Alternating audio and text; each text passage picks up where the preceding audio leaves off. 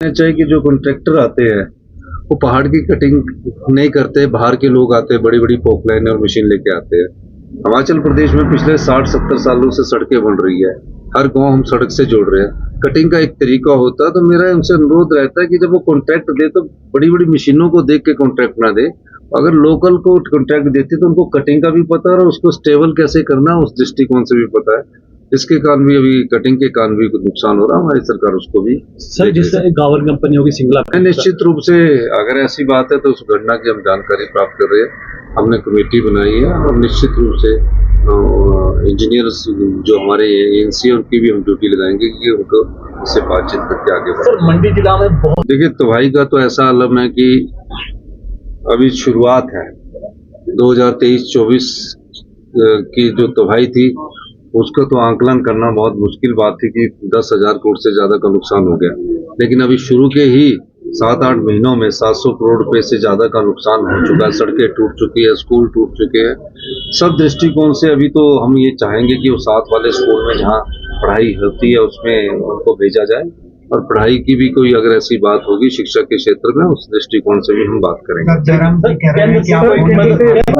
देखिए जयराम जी अब झूठ बोले तो मैं क्या कर सकता हूँ। उनसे मेरे ख्याल डिप्टी चीफ मिनिस्टर साहब ने भी बात की है, मेरी भी कल उनसे बात हुई है।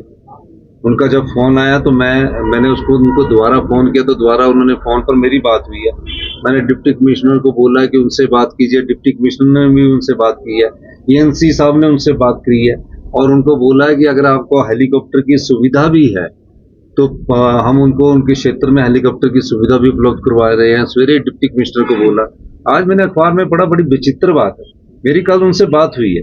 तो पूर्व मुख्यमंत्री है, उनके मुंह से अगर ये झूठ बोलना है राजनीतिक रोटियां सेकने के लिए तो वो बोलते रहे, वो उनका कार्य कर्तव्य है। हमारा कर्तव्य और जिम्मेदारी है कि हम उन लोगों को राहत पहुंचाए। जहां मैं जा सकता, मैं जंजैली भी गया, एक ही दिन में मैं 3 घंटे धर्मपुर चलने के बावजूद धर्मपुर के उस गांव में गया, क्षतिग्रस्त गांव में गया, और उसके बाद मैं पैदल वहाँ गाड़ी से सरका घाट आया। 3 घंटे की गाड़ी का सफर करने के बाद उसके बाद मुझे पता लगा कि जंजैली में फूड नहीं है। मैंने तुरंत प्रभाव से फूड पढ़वाया, पता लगा कि मौसम खराब होने वाला है, वहाँ अगर आप 5-7 मिनट में नहीं पहुंचोगे तो खाना नहीं उपलब्ध होगा। तो मैं जंजैली उतर के खाना छोड़कर आया और वो फिर इस पर, और कम से कम 94 मशीन्स उनके एरिया में अकेले में लगी है, 94 के करीब। लेकिन 94 मशीनें इकट्ठी करने का फायदा नहीं है, पहले पीछे का रोड ठीक हो, उसके आगे का रोड ठीक होगा। जलपूर्ति की योजना ठीक नहीं है। उन्हें मंडी आगे प्रेस कॉन्फ्रेंस नहीं करनी चाहिए थी, उन्हें वहां लोगों के बीच राज विधानसभा क्षेत्र में लोगों के बीच बैठ के लोगों की सेवा करनी चाहिए थी। उस राज विधानसभा क्षेत्र का ही दौरा करे, धर्मपुर तो अभी तक गए नहीं, वो भी तो मंडी का पार्ट है। वहाँ हमारे जो लोकल विधायक चंद्रशेखर जी है वो दिन रात लगे हुए हैं, मुझे उस क्षेत्र में लेके गए और एकदम कार्य कर रहे हैं। पूरे हिमाचल प्रदेश में नुकसान हो रहा है, मुख्यमंत्री का दायित्व और कर्तव्य होता है कि पूरे हिमाचल प्रदेश में जहां भी नुकसान हो रहा है वहां लोगों की समस्याओं का समाधान करे। अब राजनीति करने के लिए हमारे पास बोलना अभी 2.5 साल का वक्त है उसमें राजनीति करना, लेकिन इस प्रकार झूठ बोलना अच्छा नहीं लगता। मैं आपको कॉल डिटेल्स दिखा सकता हूँ, कॉल में बातचीत करके दिखा सकता हूँ, मेरे मोबाइल में अभी कॉल है, मैं बता सकता हूँ। और उनसे पूछिए कि क्या आपकी बात नहीं हुई पिछले कल। अब इस चीज को बोलना कि उन्होंने कि मेरा फोन नहीं उठाते, मैं सब फोन डिप्टी कमिश्नर सबसे सवेरे से इन टच हूँ, रात को इन टच हूँ। मेरा ख्याल जितना तेजी से हम कार्य कर रहे हैं उतनी तेजी से तो मेरे ख्याल पिछली जो जयराम जी की सरकार थी वो तो कुछ नहीं की, वो तो हमारी संपत्तियों को लुटाते गए। कहूंगा कि कंगना रनौत जी जल्दी जयराम जी से बात करिए, उनको बहुत गुस्सा आ रहा है और सच्चाई उतारे है।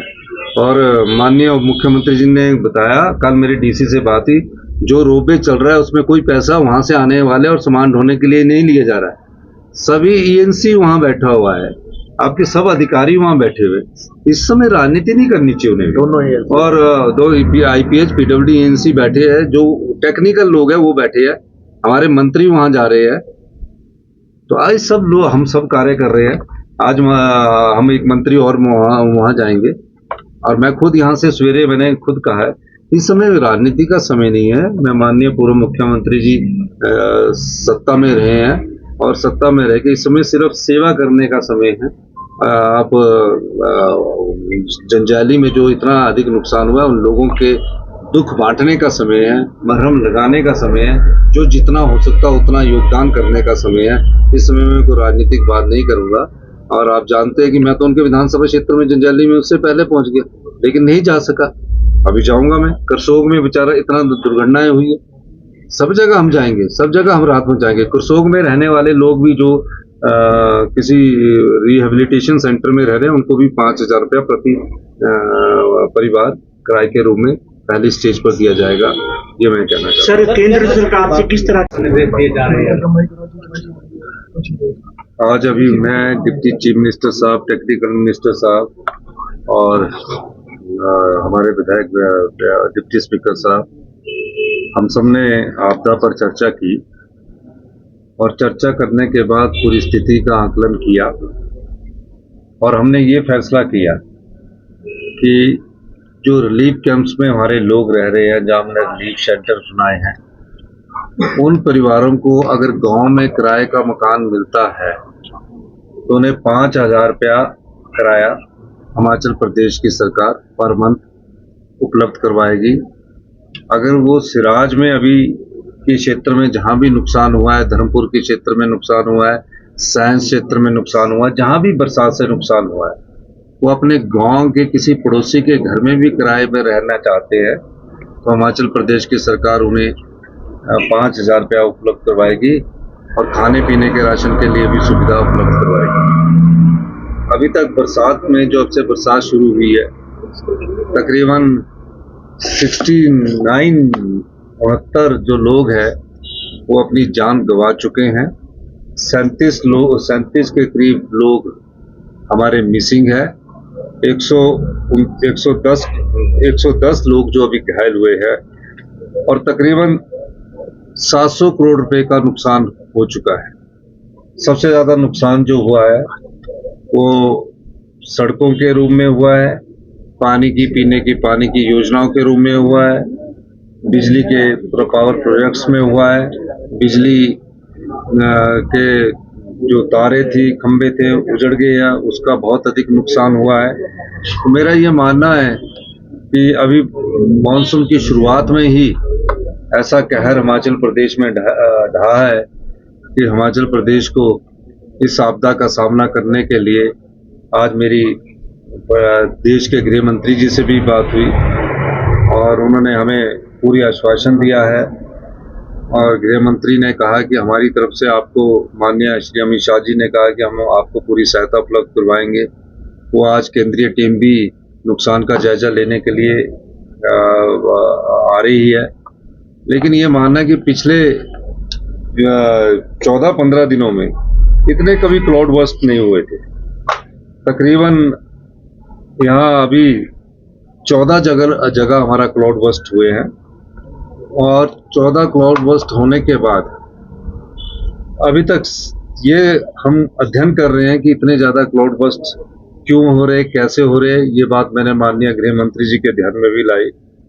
ये सारी चीज़ों को हम अंडरस्टैंड कर रहे हैं और अभी जो फॉरेस्ट्री और हॉर्टिकल्चर कॉलेज चुनाग में बाद में छात्र फंसे हुए थे, उनको हमने रेस्क्यू किया है और थुनाग के कई गांव में जहां बहुत बड़ा नुकसान सिराज विधानसभा क्षेत्र के SDFR और NDF की टीमें पहुंच चुकी है। 300 के करीब सड़कें अवरुद्ध है। 790 के करीब हमारी जलपूर्ति योजनाओं को नुकसान पहुंचा है। 332 बिजली के ट्रांसफार्मरों को भी क्षति पहुंची है।